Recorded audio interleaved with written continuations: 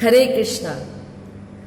ॐ अज्ञानतिमिरान्धस्य ज्ञानाञ्जनशलाकया चक्षुरुन्मिलितं येन तस्मै श्रीगुरवे नमः। तो आज जिस टॉपिक पर हम चर्चा करेंगे वो टॉपिक है डिप्रेशन। हाँ, डिप्रेशन, इसका मतलब है कि एक मानसिक रोग, ये एक मानसिक रोग है। जैसे हमें भौतिक शरीर पे हमारे रोग हो जाते हैं, उसी तरह से ये मन का रोग है कि उस व्यक्ति का मन कहीं भी नहीं लगता, उसे अपने दैनिक दिनचर्या के कार्य करने में भी कोई रुचि नहीं रहती। या तो बहुत ज़्यादा सोता है या बहुत कम सोता है, या बहुत ज़्यादा खाएगा या बहुत कम खाएगा। तो थोड़ा एबनॉर्मल सा हो जाता है क्योंकि उसे एंग्जाइटी होती है, बहुत ज़्यादा एंग्जाइटी हो जाती है उसको, और बहुत स्ट्रेसफुल कंडीशन में होता है वो।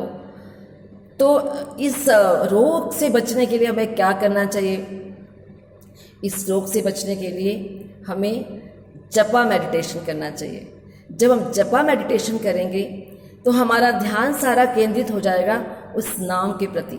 वो जो नाम हम लेंगे निरंतर भगवान का, हरे कृष्ण कृष्ण कृष्ण हरे हरे, हरे राम राम राम हरे हरे, तो हमारा ध्यान उस पर लग जाएगा, उस नाम को बोलने में, सुनने में। तो फिर जो बात हमें स्ट्रेस कर रही है, जिस बात से एंजाइटी हो रही है, उससे थोड़ा सा ध्यान हमारा बढ़ जाएगा, तो हमारा माइंड थोड़ा पीसफुल हो जाएगा।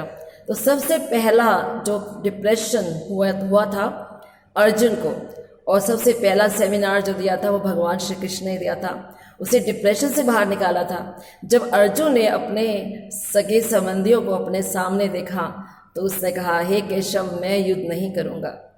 तो भगवान ने कहा कि देखो, तुम क्षत्रिय हो, अगर तुम अपना कर्तव्य नहीं पालन करोगे, कर्तव्य का पालन नहीं करोगे तो क्या होगा कि तुम ना तो स्वर्ग की प्राप्ति होगी और अब यश की प्राप्ति होगी।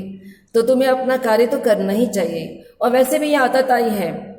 आतताई मतलब बहुत सी उसमें आतताई बताते हैं कि जो किसी के घर को आग लगा देता है या लूट लेता है उसी संपत्ति को, या किसी स्त्री का अपहरण कर देता है या घातक हथियार से मारता है, इस तरह से ही आतताई होते हैं। तो भगवान ये बताते हैं कि ये कौरव है, सारे आतताई हैं और तुम्हें इन्हें मार देना चाहिए और तुम्हारा यही कर्तव्य है, और अगर तुम नहीं मारोगे तो पहले से ही मरे हुए हैं। तो इस तरह से भगवान भगवद गीता का उसे उपदेश देते हैं और उसे डिप्रेशन से बाहर निकालते हैं। इसी तरह से चित्रकेतु की कथा आती है भागवतम के 6ठे स्कंद में कि चित्रकेतु की बहुत 1 करोड़ रानियां थी, और लेकिन उनकी कोई संतान नहीं थी, तो इससे वो बहुत ही डिप्रेशन में थे। तो अंगीरा ऋषि एक बार उनके घर पे आते हैं, उनके महल में, और फिर जब ये बताते हैं चित्रकेतु जी कि ऐसे ऐसे मेरे को बहुत चिंता हो रही है कि मेरा कौन वंशज बनेगा, तो फिर अंगीरा ऋषि उन्हें ज्ञान देते हैं और एक फल भी देते हैं खाने के लिए। तो अपनी जिस रानी को देते हैं, बाकी रानियां ईर्ष्यावश क्या करती हैं, उसका जब बेटा होता है तो उसको फिर मार डालती हैं जहर देकर, और फिर चित्रकेतु जी को फिर डिप्रेशन हो जाता है। तो फिर अंगीरा ऋषि दोबारा आते हैं और फिर उसके बाद उन्हें ज्ञान देते हैं सेल्फ रियलाइजेशन का, सोल का, और फिर उस आत्मा को जिंदा कर देते हैं, उनका बच्चा जिंदा हो जाता है, और फिर वो जो ज्ञान देता है उससे चित्रकेतु का सारा मोह जो है वो दूर हो जाता है। इस तरह से उनका डिप्रेशन, उनका जो बेटा है वही दूर करता है।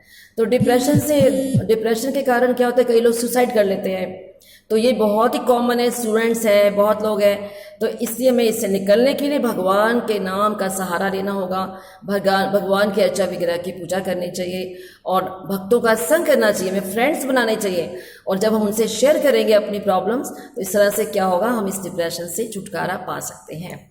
हरे कृष्णा।